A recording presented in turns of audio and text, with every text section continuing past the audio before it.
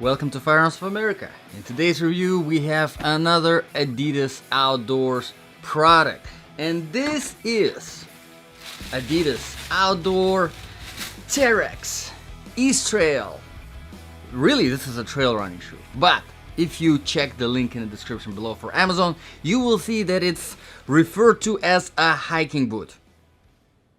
Not sure if I agree with that. Trail running shoes, that's what I am gonna refer to these instead. So if you don't have time to watch the whole review, let me tell you, as a trail running shoe, I absolutely love it. If you love speed, if you like to run through the trails, if you need a good, comfortable, lightweight pair of shoes to run in, this is an excellent option. And at only $55 currently at Amazon, I think this is really one of the best trail running shoes that I have reviewed so far on this channel. So let's get into the details.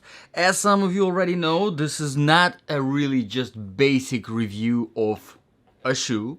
This is specifically for my Ultimate Survival Boots section. And even though this is not a boot, would this be a good pair of shoes to have for your survival situation if something bad happened?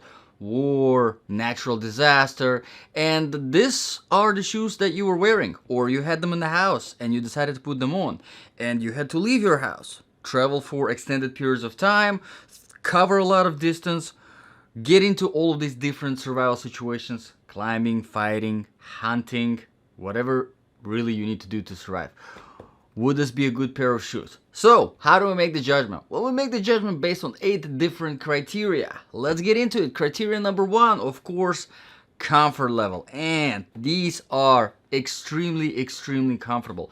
And there are a few factors that contribute to the comfort level of these shoes. The very first one, of course, is the weight.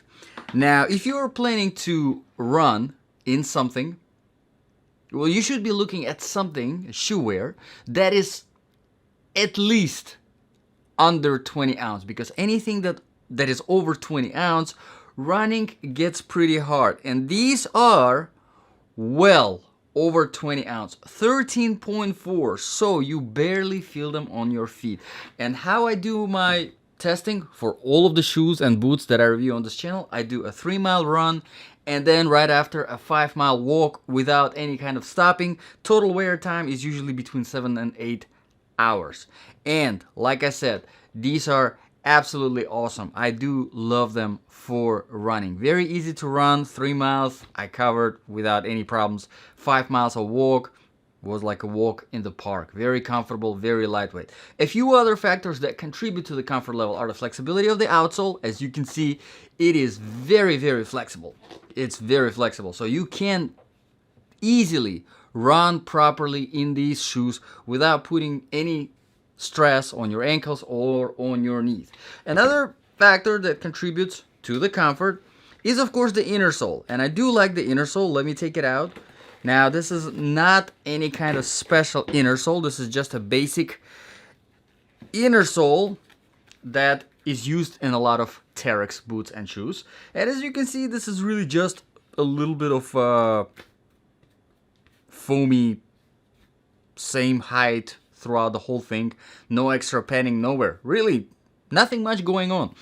One thing I wanted to mention here, which is not usual, and I do kind of like it, is, as you can see, it's actually sticky on the other side. So what that helps with is whenever you have it in there, when you're wearing these shoes, is that this inner sole does not slide back and forth inside of the shoe. And I have seen that as an issue in a few boots that I reviewed on this channel.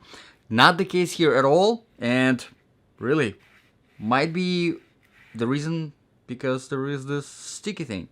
Pretty good.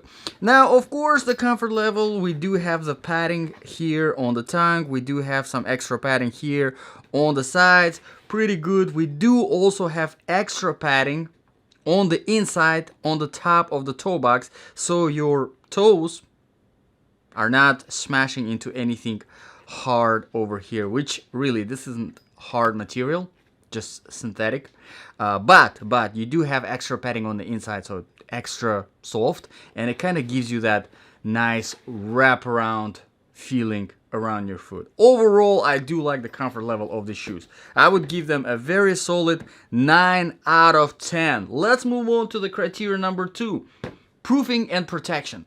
So, number 1, of course, whenever it comes to protection, there isn't really much going on, obviously, because there isn't a taller shaft that gives you a protection your ankles. Nothing like that over here, obviously. Of course, nothing really on the toe. We do have this design going a little bit of extra something, but still not much to protect you from the impact. And the same thing is on the heel. Not much of the protection. With all the no extra weight, right, with all the lightness, you do obviously sacrifice a lot of that protection. Keep that in mind. Now, whenever it comes to the waterproofing, these do actually feature the GORE-TEX lining, which is very surprising, to be honest. And really, whenever it comes to the shoes, I really don't see a lot of point in making them waterproof, because again, there isn't really a tall shaft in order to, protect you here. But you do have a gusseted tongue over here, which is probably about, let me tell you exactly, 1, 2, so about 4.5 inches. So if you step in a puddle 4.5 inches deep, well, again, here you see you do have a little bit of a lower. Let's see how much it is over. Yeah, here it's only 3.5. So realistically, anything over 3 inches deep, whenever it comes to the water will get in, and there will be absolutely no point of the waterproofing. But maybe running through some light puddles might be useful to have waterproof boots. Okay, so done with the proofing and protection. Let's move on to the criteria number 3, quality and the design features. Now, whenever it comes to the quality, I always look at the Amazon reviews, and again, the link is in the description below. There are over 120 reviews, almost 5 stars, so people definitely do love this boot overall, comfort-wise and the quality-wise. Whenever it comes to the design features, I usually talk about the lacing system, and here I'm not a fan of the lacing system. You know, if you watched any of my other reviews, you know that I don't like these material imitation of hooks. I really like whenever it comes to the metal or plastic hooks, just, or rings, not necessarily hooks, just to give you that easier slide through whenever you're lacing, basically, whenever you're tightening your boots, right? Here is not the case. It's harder, and the strings themselves are not round. They're sort of hybrid between round and flat. Really not a fan of the lacing system here. That's really probably one of the biggest complaints that I have about these shoes. Other than that, there isn't really much going on whenever it comes to the design features. The looks, you know me, I don't really talk about the looks. If you like the looks, it's really a personal preference. You like them, you like them. You don't, that's fine. Okay, so done with the criteria number 3, move on to the criteria number 4. Very interesting one, outsole traction stability. And this is like I said, it's very interesting. I had never seen an outsole like this. As you can see, this is not your regular rubber. This is more of a shiny, slippery rubber. Now, don't get me wrong. I'm saying slippery, but it gives you a very nice grip, especially on the flat surfaces. And I test my shoes on a variety of different surfaces, starting from older asphalt, going into the new tarmac, and then I go on to the sand, dry sand, dry grass, wet grass, rocky road, trail surfaces, and I did some extra running in these shoes already on the trail that I usually go to. Beautiful, absolutely beautiful. I love it. The comfort level, the lightness, the grip the outsole provides, I love it. And of course the flat surfaces. Now, one thing I wanted to mention about the flat surfaces whenever it comes to tile and marble, with this outsole, if you are planning to be stealth and be quiet, this is not the boot you want. This is not the shoe you want. Not the outsole. This is very loud on flat surfaces. Keep that in mind. It's almost like a DJ scratching on the tiles. Yeah.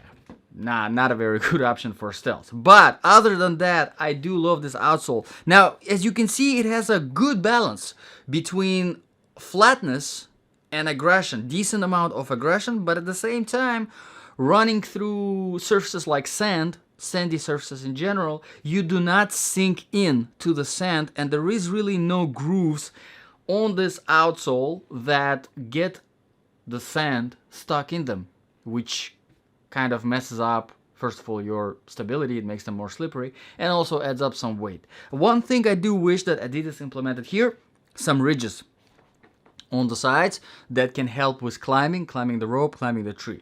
But overall, I think it is a pretty good outsole. Now let me see if the stack, because it does look like it is actually stacked a little bit in a way. We do have almost 1 inch here, and here, this is where we get a little bit more than an inch. So it is stacked just a tiny little bit, not to the point where it messes up your posture, and I do really like that. I don't like the, you know, where there's extra stuff, extra height in the heel. Pointless. Okay, so down with that, let's move on to the criterion number 5, which is the temperature. Obviously, I wouldn't recommend this in anything cold because there's absolutely no protection from the cold. There's no insulation or anything like that, and these are shoes. These are not even boots. Okay, so done with that. But whenever it comes to the hot temperatures, Florida, absolutely perfect. And if you are familiar with GORE-TEX waterproofing, basically it's a special fancy membrane, and what it does is it provides waterproofing, but at the same time without sacrificing the breathability. And you can definitely feel it here. These shoes are very nice and breathable. After all this running in about 95 degrees weather, I did not overheat at all. Well, my feet did not overheat, so pretty good. Done with that, let's move on to the criterion number 6, which is the sizing. Now, with the sizing, I would say the shoes run a little bit small, so get them half a size bigger. And I always recommend getting half a size bigger whenever it comes to your trail running shoes or boots in general, and basically to give you a little bit of that extra space, especially if you need to go down the hill so that your toe is not smashing at the front of the toe box. Saves you from the extra unnecessary fatigue. But here, because they're running small, I recommend probably going the full size bigger. Keep that in mind. Alright, criteria number 7, the balance of application. If this really was your last shoe that you put on, you were wearing it, something bad happened, would this be a good shoe to survive in? Well, I think it's a pretty good option, but it really depends on what kind of person you are. Do you like more of that protection and you're okay with extra weight that comes with that extra protection? Or are you like me that likes speed, mobility? You like to be fast. You like to be able to run fast, to climb fast, to fight fast. If you're the type of person, then you're gonna appreciate, definitely appreciate, because these shoes right here, they can handle a lot of different things, a lot of different terrains with this outsole. They can definitely handle you running. They do provide a lot of comfort. One thing I would recommend overall to make them even better, if you are buying them, first of all, go a size bigger so that you do have a half a size extra, right?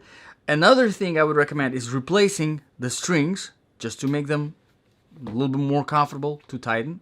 And finally, sacrifice that sticky stuff on the bottom and replace the inner sole and get yourself something that offers a little bit more padding on the heel area, a little bit more something to protect you from the impact.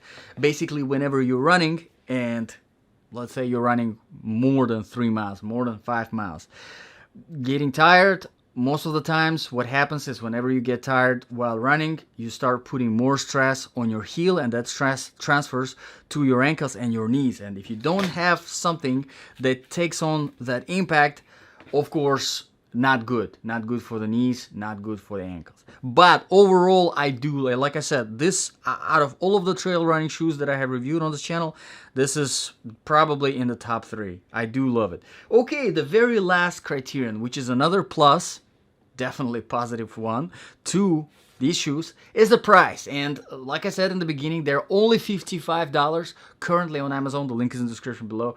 I think it's a fantastic price for what you're getting, especially with GORE-TEX.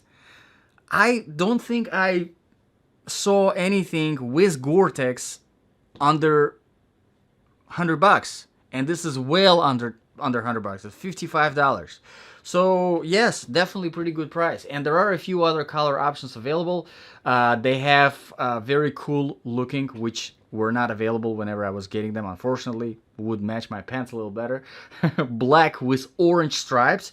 These ones, pretty cool. They do have the kind of olive greenish color, the blue, more blue, the whole thing is blue. And then they have full black, which is pretty good option if you're considering them as your tactical trail running shoes, right? So overall, pretty good. Let me know, guys, in the comments below what you think about the shoes. Would you consider them as your trail running shoes? Would you consider them as your ultimate survival? Well, not boots, shoes in this case.